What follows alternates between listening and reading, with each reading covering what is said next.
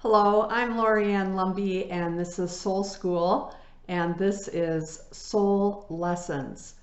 Short, brief lessons on different aspects of our soul's growth and development, ultimately leading us towards the fulfillment of our soul's mission and purpose in this life, along with the discovery of our unique giftedness and how we are called to live that out.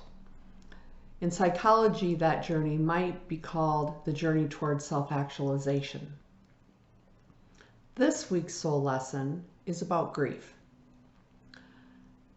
Grief is a part of everyday life, and specifically, it is something to which or with which we need to become really familiar and also quite comfortable in being attentive to and moving through in our soul's journey.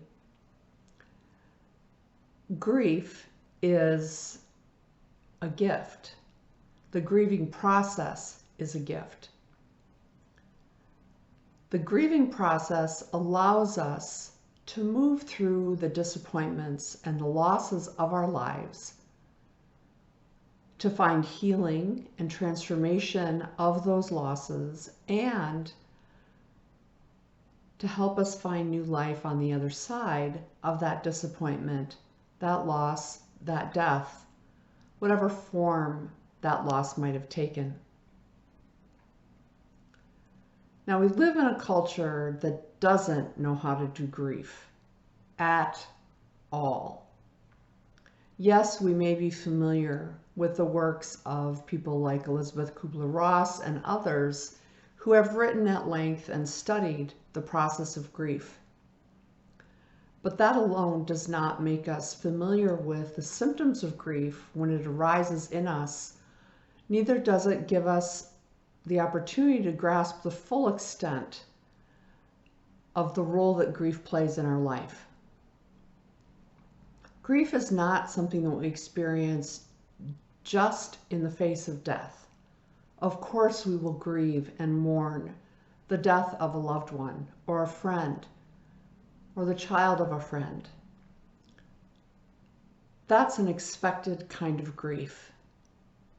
And yes, we will grieve if we learn of a terminal diagnosis or something of that nature that forces us to examine and acknowledge the finite nature of our human experience. Grief, however, is much more than that.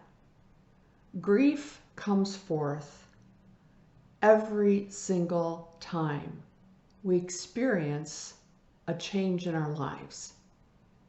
Whether that change be from death or divorce or the end of a relationship, whether that change is a job change, or we lose our job, or that change is a movement from one time of our life into another. We even grieve the letting go of or the healing of addictions or non-loving behaviors towards ourselves or others that has been or that has played a primary role in our life. In short, every single change that we face in our life comes with grief. Grief is not a burden. Instead, it is a process that allows us to heal and to find the new life that is promised on the other side of that loss. Grief is not something to be ignored or denied or suppressed or put on the shelf. As one friend so wisely said to me, grief has its way with us. We are not in control of the face of grief that presents itself in each moment of each day as we move through the losses and changes of our lives. Traditionally, grief is thought of as happening in stages, as if grief is some sort of linear process that we can expect or anticipate what we might feel next. Traditionally, that linear path of grief is described in the following stages: shock or trauma, denial, bargaining, depression, anger, sorrow, acceptance.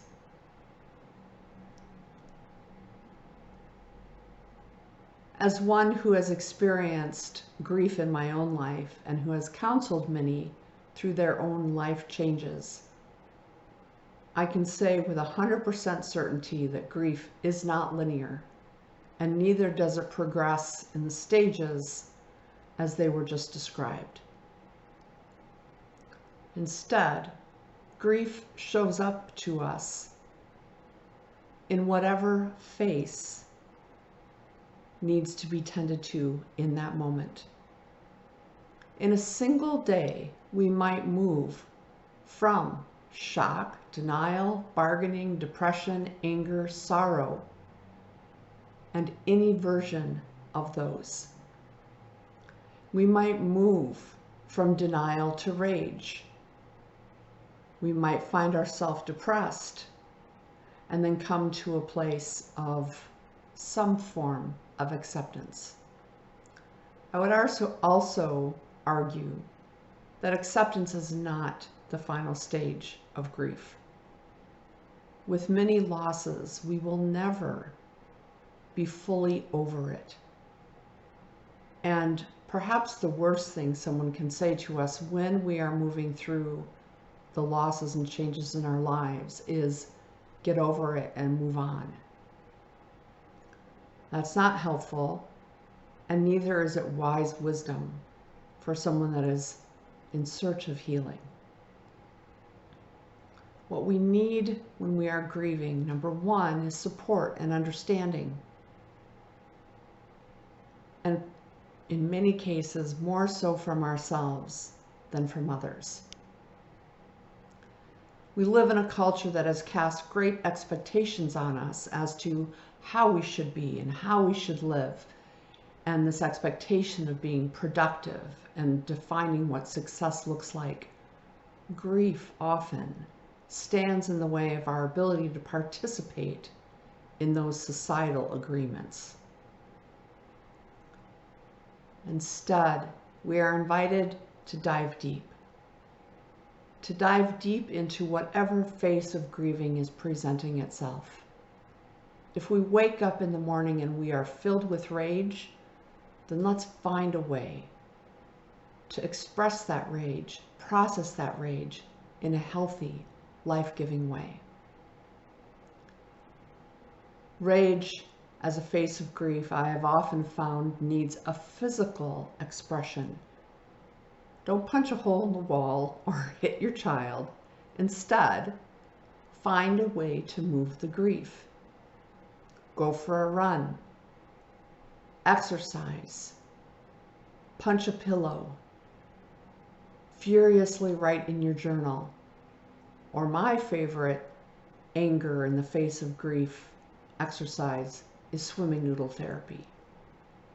Take a foam swimming noodle, cut it in the size of a baseball bat, and whack the hell out of your concrete sidewalk or basement floor. It makes an awesome sound, and it helps that anger to move through us. Grief, as I have experienced it, while not linear, is built on layers. Layers being ways in which we distance ourselves from the loss. The loss we carry within us as a deep, painful wound. And as human beings, we are taught, and there's an instinctual desire to avoid the pain. So we create these layers of grief to distance ourselves from that pain. Shock and trauma is the farthest area, farthest layer. then denial, then bargaining, then depression, then anger, then sorrow.